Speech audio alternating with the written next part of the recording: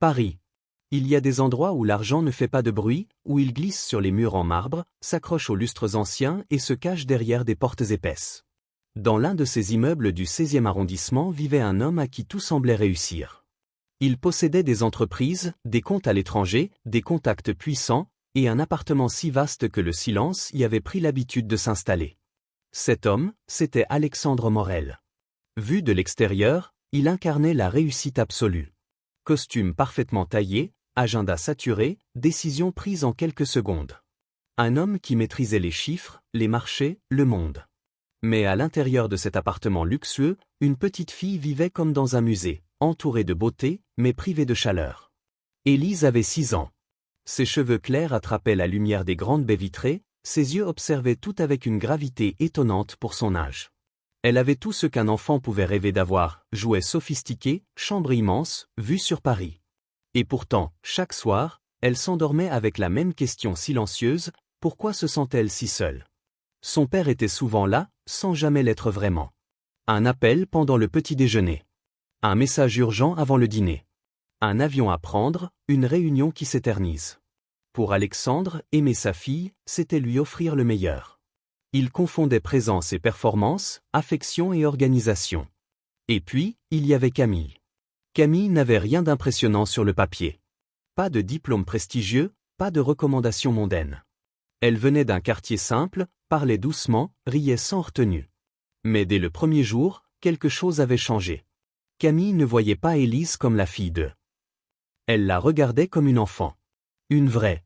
Elle s'asseyait par terre pour jouer. Elle inventait des histoires quand la pluie tombait sur Paris.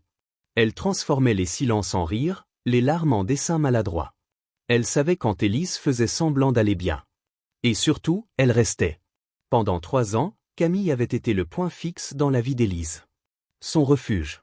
Sa certitude. Alexandre, lui, la remarquait à peine. Un bonjour poli dans le couloir. Une question rapide, tout se passe bien? Tant que sa fille semblait calme, tout allait bien.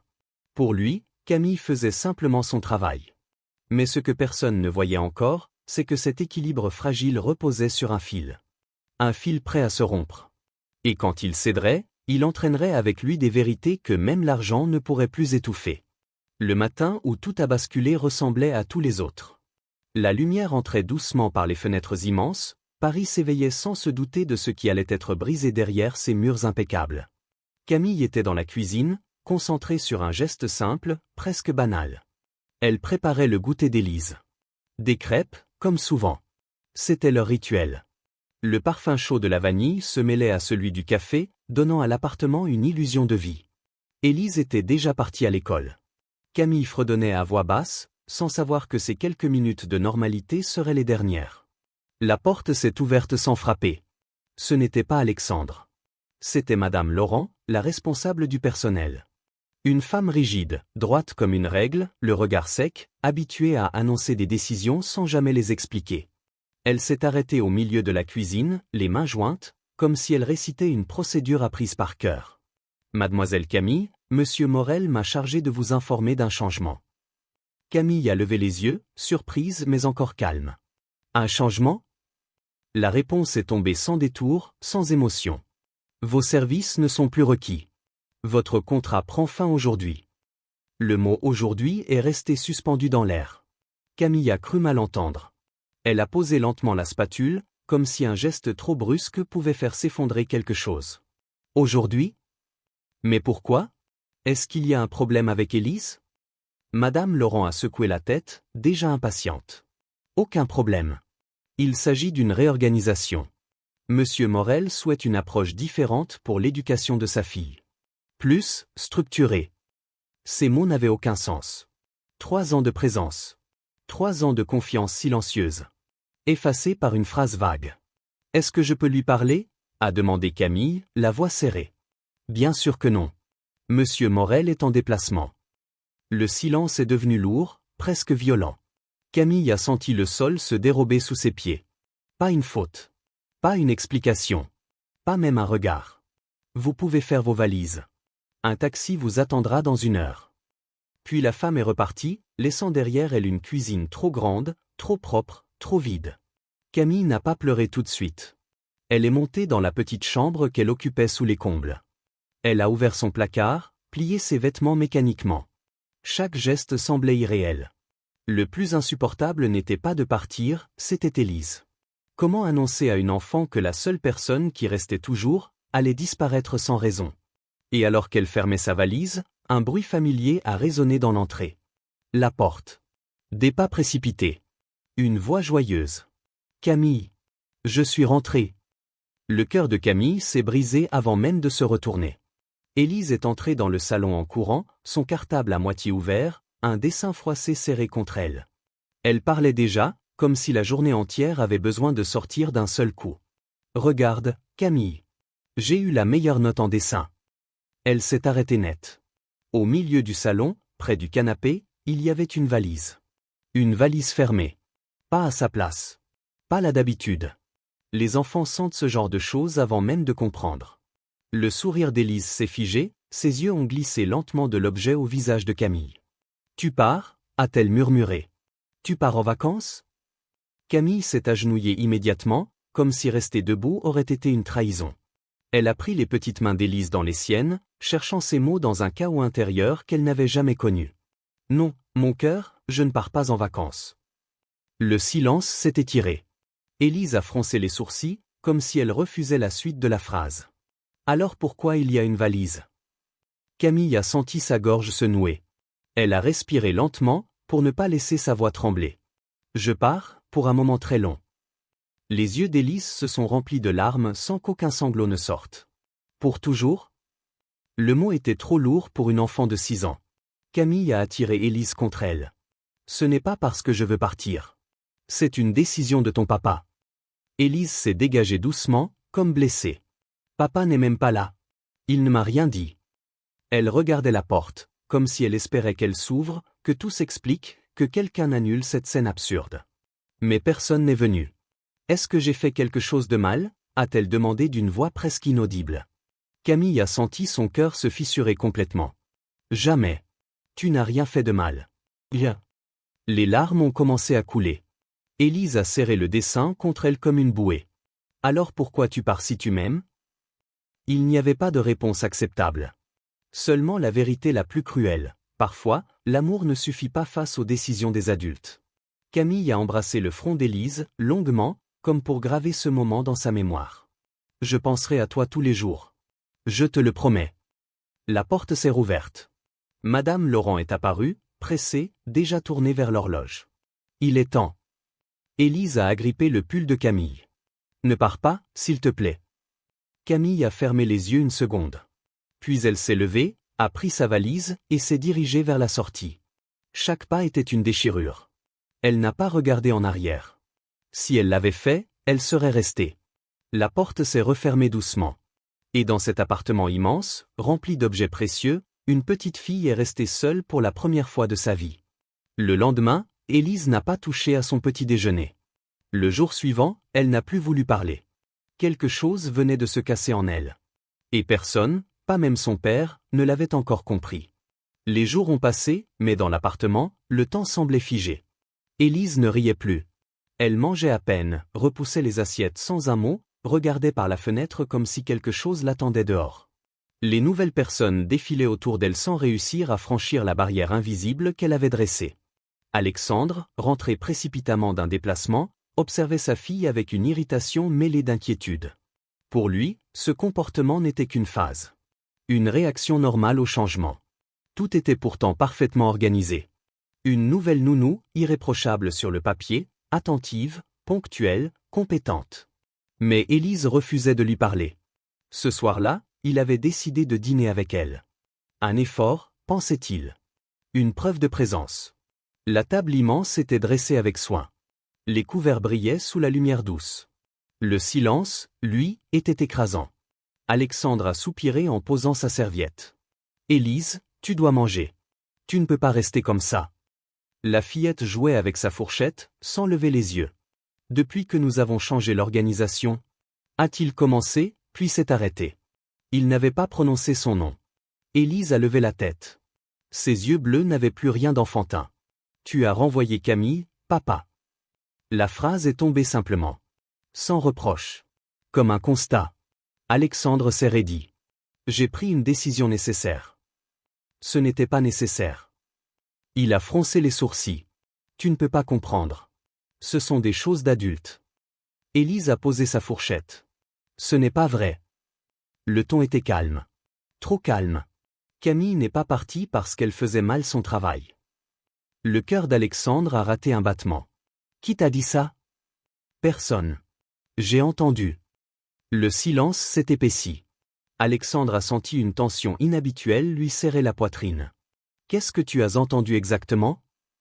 Élise a baissé la voix, comme si les murs pouvaient écouter. J'ai entendu maman parler. Le nom est resté suspendu entre eux. Elle parlait avec la dame de la maison. Elle a dit que Camille devait partir. Pas pour moi. Pour te faire mal. Alexandre s'est levé brusquement. Sa chaise a raclé le sol. Quand? Le jour où Camille est partie. Tu n'étais pas là. Chaque mot frappait plus fort que le précédent. Maman a dit que si Camille restait, elle aurait perdu. Elle a dit que c'était sa vengeance. La cuillère a glissé de la main d'Alexandre et a heurté l'assiette. Le bruit a résonné comme un coup de feu dans la pièce. Vengeance. Ce mot, Alexandre le connaissait trop bien. Il s'est laissé tomber sur sa chaise, soudain vidé. Tout prenait sens. L'appel étrange. L'insistance. Le renvoi précipité. Élise le regardait, cherchant une réponse. Tu savais, papa? Alexandre a ouvert la bouche, puis l'a refermée. Pour la première fois de sa vie, il n'avait rien à dire. Tu m'as menti, a murmuré Élise. Et maintenant je suis triste tout le temps. Cette phrase, simple et cruelle, l'a frappé plus violemment que n'importe quelle menace. Ce soir-là, Alexandre n'a pas dormi. Et pour la première fois, il a compris que ce qu'il avait sacrifié n'était pas une employée, mais la confiance de sa propre fille. La nuit a été longue. Alexandre est resté seul dans son bureau, les lumières de Paris étalées devant lui comme un décor irréel. Habituellement, cette vue l'apaisait. Cette nuit-là, elle ne faisait que lui rappeler à quel point tout ce qu'il avait construit reposait sur des fondations fragiles. Il revoyait le visage d'Élise. Ses yeux sérieux. Sa phrase, simple et définitive, « Tu m'as menti ». Et derrière ce mensonge, il y avait Léa. Il n'avait pas besoin de réfléchir longtemps pour comprendre. Léa n'avait jamais supporté de perdre. Ni leur mariage, ni la garde de leur fille. Elle avait toujours su attendre, observer, frapper là où ça faisait le plus mal. Cette fois, elle n'avait pas visé son argent. Elle avait visé ce qu'il croyait intouchable. Il s'est servi un verre qu'il n'a pas bu. Il se souvenait de leur histoire. De la passion fulgurante, de l'illusion d'un amour hors norme. Léa vivait dans l'émotion, lui dans le contrôle. Ils s'étaient aimés trop vite, trop fort, sans comprendre qu'ils parlaient deux langages incompatibles. Le divorce avait été violent, silencieux en apparence, mais rempli de rancune jamais éteinte. Et maintenant, elle revenait réclamer son dû. Alexandre a repensé à cet appel, quelques jours avant le renvoi de Camille. Léa était étonnamment calme. Trop calme. Elle n'avait pas crié. Elle n'avait pas supplié. Elle avait simplement exigé. Et elle avait menacé. À cet instant précis, Alexandre a compris l'étendue de sa lâcheté. Il avait cédé. Pas pour protéger sa fille. Pour protéger son empire. Il avait cru que la tristesse d'un enfant passerait plus vite qu'un scandale financier. Il s'était trompé. À l'aube, il a pris une décision qu'il n'aurait jamais imaginé prendre quelques semaines plus tôt. Il a composé un numéro qu'il réservait aux situations extrêmes. Quand son avocat a décroché, Alexandre n'a pas pris le temps des politesses. J'ai un problème. Et cette fois, ce n'est pas une question d'argent. Il a tout expliqué. Le chantage. Le renvoi. La révélation d'Élise. Le silence au bout du fil était lourd. Si elle détient vraiment ses preuves, a répondu l'avocat, alors elle pense avoir le pouvoir. Mais personne n'est invulnérable. Alexandre a serré les poings. Je veux la faire arrêter? Non. Pas encore. Je veux comprendre comment elle a obtenu ces documents. Et surtout, je veux gagner du temps. Il n'avait qu'un objectif désormais, réparer ce qu'il avait brisé. Avant que Léa ne frappe à nouveau. Quand il est sorti de son bureau, Élise était déjà réveillée. Elle était assise sur son lit, serrant son oreiller contre elle. Il s'est approché lentement, comme s'il craignait qu'elle s'éloigne. Tu avais raison, a-t-il dit doucement. J'ai été faible. Élise l'a regardé sans sourire. Alors fais-la revenir. Ces mots l'ont cloué sur place. Il voulait lui promettre. Mais pour la première fois, il avait peur. Peur de perdre son image. Peur de perdre sa liberté. Et surtout, peur de perdre définitivement l'amour de sa fille s'il ne faisait rien. Ce matin-là, Alexandre Morel a compris qu'il n'y aurait plus de compromis possible. Il allait devoir choisir. Le numéro était resté enregistré dans son téléphone, mais Alexandre ne l'avait jamais utilisé. Il l'a regardé longuement, le pouce suspendu au-dessus de l'écran. Appeler Camille signifiait bien plus que demander un retour. Cela signifiait reconnaître sa faute. Se mettre à nu. Abandonner toute position de pouvoir. Il a inspiré profondément, puis il a appuyé. La sonnerie a retenti 1 fois. 2 fois. 3 fois. Il a failli raccrocher. Allô ? La voix était plus grave qu'avant. Moins légère. Une voix qui avait appris à se protéger. Camille, c'est Alexandre Morel. Un silence immédiat. Glacial. Il s'y attendait. Je sais que vous n'aviez aucune raison de me répondre, a-t-il poursuivi rapidement. Mais je vous dois des excuses. Pas des excuses formelles. Des vraies. De l'autre côté, Camille n'a rien dit. Elle respirait. Il l'entendait. Le jour où vous êtes parti, j'ai été lâche. J'ai laissé quelqu'un d'autre parler à ma place. J'ai sacrifié ce que vous représentiez pour ma fille, pour me protéger moi. La voix de Camille s'est enfin élevée, maîtrisée mais ferme. Vous m'avez humilié. Et vous avez brisé Élise. Chaque mot était mérité. Oui, a répondu Alexandre sans hésiter. Et je vis avec ça chaque minute depuis qu'elle me l'a dit. Le nom d'Élise a fissuré quelque chose. Comment va-t-elle ? A demandé Camille, malgré elle. Elle est triste. Elle ne rit plus. Et elle sait que je lui ai menti. Alexandre a marqué une pause. Elle a besoin de vous. Et cette fois, je ne vous appelle pas comme employeur. Je vous appelle comme père. Camille a laissé échapper un souffle. Vous savez que votre ex-femme est toujours là. Vous savez que si je reviens, je serai à nouveau prise au milieu. Je le sais, a-t-il répondu. Et je vous promets une chose, plus jamais dans l'ombre. Plus jamais de mensonges. Je me bats. Et si je dois tomber, je tomberai en protégeant ma fille. Le silence s'est étiré longtemps. Alexandre n'a pas parlé. Il attendait. Je ne reviens pas pour vous, a finalement dit Camille. Je reviens pour Élise. Et à la moindre manipulation, je pars. Définitivement. Le cœur d'Alexandre s'est serré, puis allégé. Quand pouvez-vous venir ? Demain matin. Après l'appel, Alexandre est resté immobile. Il n'avait rien gagné.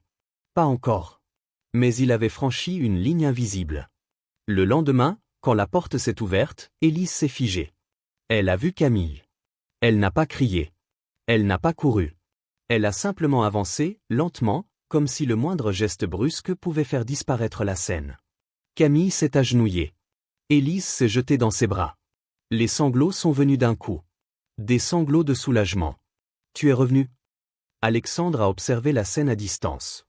Il n'a pas osé s'approcher tout de suite.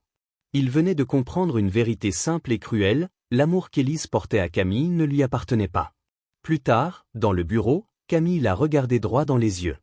Si je suis ici, c'est parce que vous m'avez promis de vous battre. Je tiendrai parole. À cet instant précis, le téléphone d'Alexandre a vibré. Un message. Court. Glacial. J'ai appris que Camille est revenue. Tu as 48 heures. Après ça, tout éclate. Camille a lu le message. Elle a relevé la tête, calme mais lucide. Elle est sérieuse. Alexandre a hoché la tête. Oui. Et cette fois, je suis prêt. Le compte à rebours venait de commencer. Les 48 heures qui ont suivi ont été les plus longues de la vie d'Alexandre. Chaque minute semblait peser davantage que la précédente. Pourtant, au milieu de cette tension invisible, quelque chose avait changé dans l'appartement. Élise riait à nouveau. Elle mangeait. Elle dormait sans cauchemar. Camille était là, assise près d'elle, lisant doucement, comme si le monde extérieur n'existait plus. Alexandre les observait souvent de loin. Il comprenait enfin ce qu'il avait failli perdre. Le deuxième soir, son téléphone a sonné. Cette fois, il n'a pas hésité. Ils se sont retrouvés dans un lieu neutre, froid, sans élégance. Pas de décor pour jouer un rôle. Léa est arrivée confiante, certaine de sa victoire. Elle souriait déjà. « Tu es venu pour supplier ?» Alexandre n'a pas répondu immédiatement. Il a posé un dossier sur la table. J'ai parlé avant toi, a-t-il dit calmement. J'ai tout déclaré. Mes erreurs. Mon passé. Le sourire de Léa s'est figé. Et surtout, a-t-il ajouté, j'ai expliqué comment tu as obtenu tes informations et à qui tu as essayé de les vendre. Le silence est tombé. Pour la première fois, Léa a compris. Elle n'avait plus l'avantage. Sa vengeance avait dépassé une limite. Elle avait voulu détruire. Elle avait laissé des traces. Tu n'iras pas plus loin, a-t-elle murmuré, presque suppliante. Je n'irai pas plus loin si tu disparais, a répondu Alexandre. De ma vie. De celle d'Élise. De celle de Camille. Léa a baissé les yeux. Elle avait perdu. Quand Alexandre est rentré chez lui, la nuit était tombée sur Paris. Camille était dans le salon, Élise endormie contre elle. Il s'est approché doucement. C'est fini, a-t-il dit simplement. Camille l'a regardé longuement. Alors maintenant, il va falloir être digne de cette paix. Alexandre a hoché la tête. Il savait que cette victoire n'était pas financière. Elle était morale. Définitive. Le lendemain, Élise s'est réveillée avec un sourire. Elle a pris la main de son père. Et pour la première fois, il a lâché son téléphone. Parce qu'il avait enfin compris une chose essentielle. On peut reconstruire un empire, mais on ne peut réparer l'enfance qu'une seule fois. Si cette histoire vous a touché, pensez à aimer la vidéo, à vous abonner et à la partager avec ceux que vous aimez.